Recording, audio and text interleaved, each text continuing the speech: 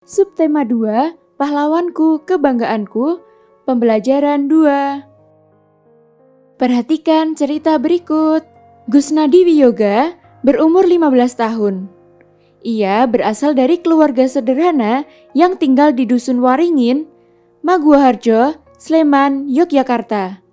Ayahnya adalah tukang sol sepatu dan ibunya adalah seorang ibu rumah tangga. Kondisi perekonomian orang tua Gusnadi yang kekurangan tidak membuatnya patah semangat untuk berprestasi. Yoga, panggilan akrabnya, berhasil meraih medali perak Olimpiade Sains Nasional atau OSN 2011 di Manado. Hasil ini mengantarkan Yoga mewakili Indonesia di International Competition and Assessment for School atau ICAS wilayah Asia Pasifik tahun 2011. Pada kompetisi ini, Yoga mendapatkan medali perak. Kesederhanaan tidak menjadi hambatan baginya untuk berprestasi. Sejak kecil, Yoga terbiasa belajar mandiri tanpa mengikuti bimbingan belajar ataupun kursus. Setiap malam, ia tekun mengulang pelajaran yang diterimanya di sekolah. Bagaimana memulai semuanya? Semua itu berawal ketika ia duduk di kelas 6 SD. Saat itu, ia dikirim ke Hong Kong pada 2007 untuk mengikuti lomba matematika mewakili Indonesia. Dalam perlombaan itu, ia tidak menang. Namun, hal ini menjadi pemicu bagi Yoga untuk terus belajar dan mengembangkan diri. Dengan prestasinya, Yoga berhasil membuktikan bahwa semangat dan kerja keras bisa mengalahkan keterbatasan. Selalu ada jalan bagi mereka yang mau berusaha. Berdasarkan cerita tersebut, kita dapat menjawab pertanyaan berikut. Yang pertama, prestasi apa yang Gusnadi Wiyoga dapatkan?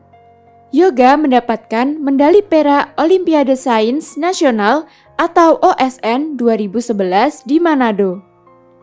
Yang kedua, usaha apa yang Yoga lakukan untuk meraih prestasi tersebut?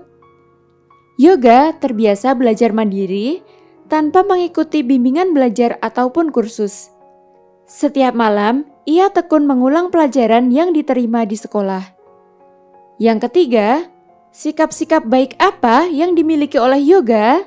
Sikap baik yang dimiliki Yoga adalah mau bekerja keras, tekun belajar, dan bersemangat untuk meraih prestasi.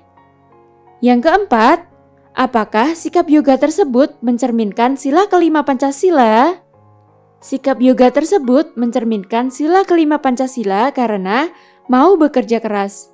Salah satu sikap yang dimiliki Yoga adalah kerja keras. Sikap itu sesuai dengan sila kelima. Ayo kita pelajari lebih lanjut.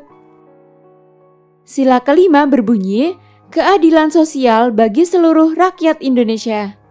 Sila ini bermakna sebagai berikut. Yang pertama, adil, bukan harus sama. Yang kedua, mau bekerja keras. Yang ketiga, mengakui kedaulatan bangsa sendiri dan bangsa orang lain. Yang keempat, menganggap bangsa sendiri sederajat dengan bangsa lain. Lambang sila kelima adalah padi dan kapas. Arti dari simbol tersebut adalah padi dan kapas melambangkan sila kelima Pancasila, yaitu keadilan sosial bagi seluruh rakyat Indonesia. Padi dan kapas dapat mewakili sila kelima karena padi dan kapas merupakan kebutuhan dasar setiap manusia, yakni pangan dan sandang, sebagai syarat utama untuk mencapai kemakmuran. Apa hubungan simbol dengan maknanya? Padi dan kapas melambangkan kebutuhan dasar manusia. Padi melambangkan kebutuhan dasar untuk makanan pokok, dan kapas kebutuhan dasar sandang. Lambang ini bertujuan memberikan kebutuhan dasar setiap bangsa Indonesia secara merata dan adil. Sikap yang sesuai dengan sila kelima Pancasila, contohnya, yang pertama, suka melakukan perbuatan dalam rangka mewujudkan kemajuan dan keadilan sosial. Yang kedua, bersama-sama berusaha mewujudkan kemajuan yang merata dan berkeadilan sosial.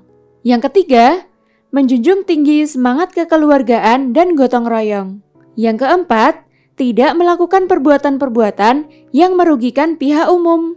Yang kelima, menjaga keseimbangan antara hak dan kewajiban.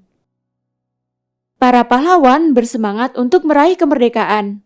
Begitu pula Gus Nadi Wiyoga, memiliki semangat untuk meraih cita-citanya.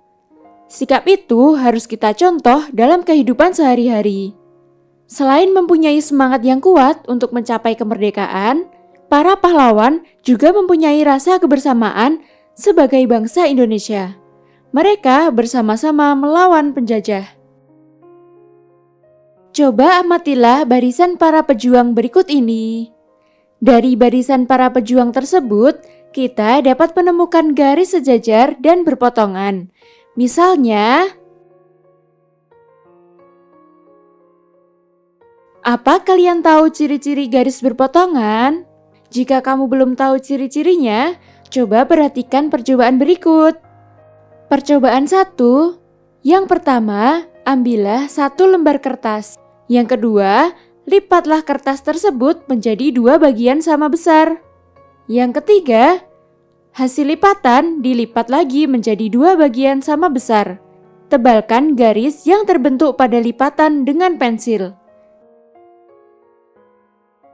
Dari percobaan tersebut, kita bisa menemukan garis berpotongan yang memiliki sudut siku-siku atau 90 derajat. Kedua garis yang kita temukan tadi adalah garis berpotongan tegak lurus. Coba perhatikan percobaan yang kedua. Yang pertama, ambillah 1 lembar kertas. Yang kedua, lipatlah kertas tersebut menjadi 2 bagian sama besar. Yang ketiga, hasil lipatan dilipat lagi menjadi 2 tetapi tidak sama besar. Yang keempat, tebalkan garis yang terbentuk pada lipatan dengan pensil. Dari percobaan yang kedua tersebut, kita bisa menemukan garis berpotongan tidak tegak lurus, memiliki sudut siku-siku atau 90 derajat. Kedua garis yang kita temukan itu adalah garis berpotongan yang tidak tegak lurus. 2 garis berpotongan tegak lurus akan menghasilkan 4 sudut yang sama besar yaitu 90 derajat. 2 garis yang berpotongan tidak tegak lurus akan menghasilkan 2 pasang sudut yang sama besar.